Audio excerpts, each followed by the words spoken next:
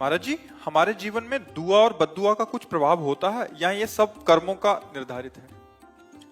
हमारे जो अध्यात्म मार्ग में है, इसमें को न काहू के सुख दुख कर दाता। बद्दुआ से दुख होता है और दुआ शब्द का मतलब आशीर्वाद ही होगा। क्यों? दुआ का मतलब आशीर्वाद ही होगा। बद्दुआ का मतलब बुरे वचन बोलना, उसको साप समझ लो। शास्त्रीय भाषा में साप या वरदान। दुआ बद्दुआ का मतलब तो ऐसा ही होगा ज्यादा। तो ये क्योंकि उर्दू शब्द है दुआ बद्दुआ, तो मुझे लगता है दुआ का मतलब आशीर्वाद और बद्दुआ का मतलब साप जैसे ऋषि जन देते थे, या कोई कटुवचन बोलकर जाओ तुम्हारा बुरा हो, ऐसा। तो हम शास्त्रीय भाषा की बात कहते हैं। को न काहू के सुख दुख कर दाता और निज कृत कर्म भोग सुन भ्राता। कोई किसी को सुख दुख नहीं देता, अपने कर्म ही अपने को सुख दुख देते हैं। जैसे आप यहां चल करके आए, भावना कि भगवान के दास, जो भगवान के स्वरूप, भगवान के निज जन, आज हम संत दर्शन करेंगे, आज संत संग करेंगे। आपका सच्चा कर्म बन रहा है, आप भाव से आ रहे हो, आपका मंगल होगा। अब जो आपका मंगल होगा उसमें हम प्रधान नहीं हुए, उसमें आप प्रधान हुए। आपने सोचा आज सत्संग सुनेंगे, भगवान के मार्ग में चलने की इच्छा से। अब आपने जो वचन पकड़ा और आपका मंगल हुआ, उसमें आपकी प्रधानता है, क्योंकि आपने वचन पकड़ा, आपने वचनों पर श्रद्धा की, आप आए, आपने भावना की। एक ये, अब वो अंदर से जैसे लग रहा है कि बाबा के पास गए हमारा काम बन गया, या बाबा का आशीर्वाद। सत्य बात पूछिए, उसमें आपका प्रधान रोल है। आपकी भावना, आपकी श्रद्धा, आपका आना, घंटों इंतजार करना, ये आपका सत्कर्म बना। अब यहीं एक आदमी आता है, देखते हैं यार क्या चक्कर है। अब वो आया वहीं जहां कईयों को आनंद और शांति मिली, अब वो अशांत होकर निंदा करके अपने कर्म बिगाड़ कर दुख। तो क्या यहां से बद्दुआ उसको मिली? क्या यहां से दुआ मिली? नहीं, उसका विचार, उसकी भावना, उसका कर्म दुआ, और उसका विचार, उसका भावना, उसका कर्म बद्दुआ।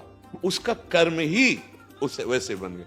नहीं तो भगवान सबके हृदय में आनंद सिंधु विराजमान है, फिर दुख क्यों? स्वयं भगवान सबके हृदय में विराजमान है, जो आनंद समुद्र है।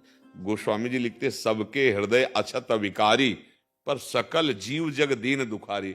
आनंद सिंधु भगवान सबके हृदय में विराजमान, फिर दुख क्यों हो, चिंता क्यों हो, शोक क्यों हो, भय क्यों हो? क्योंकि हम भगवान का भाव ही नहीं मानते। मनमानी आचरण करते हुए ऐसे कर्म कर रहे हैं जो हमें दुख प्रदान करे, चिंता प्रदान करे, शोक प्रदान करे। हाँ, भगवान के आश्रित होकर हम ऐसे कर्म कर रहे हैं जो हमें सुख प्रदान करे, निश्चिंतता प्रदान करे और भगवत आनंद प्रदान करे। मुझे लगता है पूरे जब हम फाइनल पे पहुंचते तो अपना ही कर्म सुख और दुख देने वाला है।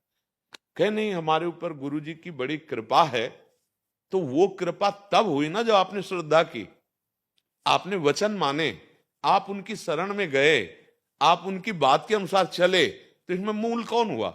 आप हुए। अगर आप ना माने, आप अश्रद्धा करें, तो भला फिर कोई बदल के दिखावे?